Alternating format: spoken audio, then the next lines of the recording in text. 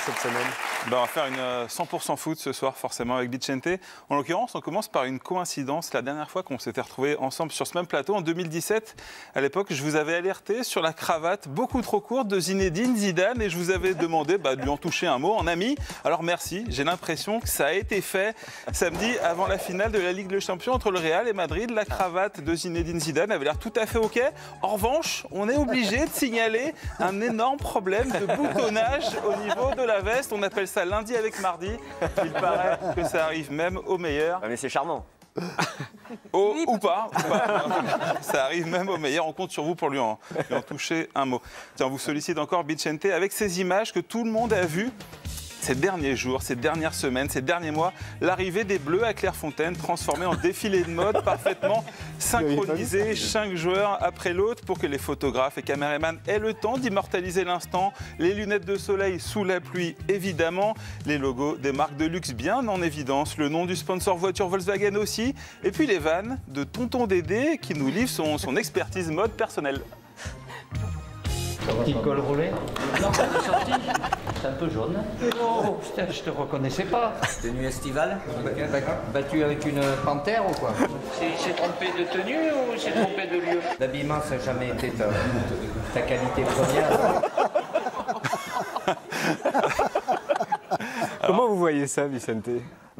Nous, ça, c'est nouveau. Hein. Oui, c'est complètement nouveau. C'est le festival de Vous, Cannes. quand vous arriviez, c'était comment? On arrivait. On va y venir. Mais il y avait. Attends, on va précisément... On s'est posé cette question. À quoi ça ressemblait il y a 20 ou 25 ans, à l'époque où vous jouiez? Alors, en vrai, c'est un peu ça. Quand on cherche, la première constatation, c'est qu'il n'y a pas beaucoup d'images. Il n'y a presque aucune image. En fait, on en a retrouvé une lors d'un reportage dans un JT. Regardez, en l'an 2000, précisément, avril 2000, il y a 24 ans, Fabien Barthez et Laurent Blanc jouent à Marseille ensemble. Ils déboulent à Clairefontaine comme ça. En taxi parisien. Sur image, ça vaut le détour. À l'époque, l'arrivée ne se fait pas dans la voiture du sponsor. Non, mais dans un banal taxi bleu, une Peugeot 405 métallisée. Le gardien, Fabien Barthez, et son bouc portent des lunettes de surfeur, des petites Nike au pied, un treillis, un t-shirt blanc. Il enfile sa veste en jean, no logo, aucun logo nulle part. Et puis à droite, il y a Laurent Blanc, il est sapé comme un daron, parka en cuir trop grande sur l'épaule. Et puis il y a l'intendant en survêt Adidas et sa sacoche qui déboule l'air de rien. Ensuite, il y a quand même la montée des marches, comme aujourd'hui. Alors là, Laurent Blanc est en haut, et derrière, de dos, on reconnaît Christophe Dugarry. Il porte un Levi's 501 Stonewatch et des TN, des Nike, en collab avec personne.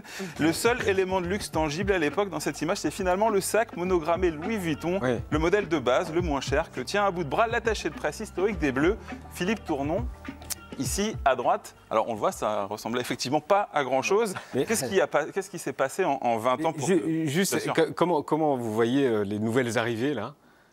Moi, ça me fait marrer, mais j'ai l'impression que c'est vrai, hein, il y a un petit concours de sap. Et ça me paraît complètement décalé, en fait, avec l'arrivée à Clairefontaine, où c'est un peu austère. Clairefontaine, tu es dans ta préparation de footballeur, et là...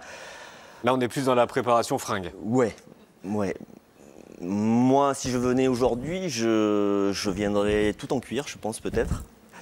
Mais du cuir sponsorisé? Non, pas spécialement sponsorisé. Mais non, c'est vrai que c'est un peu excessif. C'est un peu excessif, voilà. Bon. En tout cas, ça nous fait bien marrer. Oui, à chaque fois. Pardon. On continue avec les suites d'une sombre histoire qu'on vous a racontée ici il y a quelques jours. C'était lors de la dernière journée de Ligue 1, le 19 mai dernier. Contre Nantes, le joueur monégasque Mohamed Camara avait planqué sous du scotch les 2 patchs non à l'homophobie sur son maillot. On se demandait à l'époque ouvertement s'il allait être sanctionné et comment. Eh bien, la décision de la Ligue est tombée il y a quelques jours. Mohamed Camara est écopé en fait de 4 matchs de suspension qu'il purgera en début de saison prochaine. C'est la toute première fois qu'un joueur est sanctionné pour une action de ce type. Et c'est évidemment justifié. Elle est presque aussi chère que la prime à la signature de Kylian Mbappé au Real de Madrid. C'est l'idée shopping.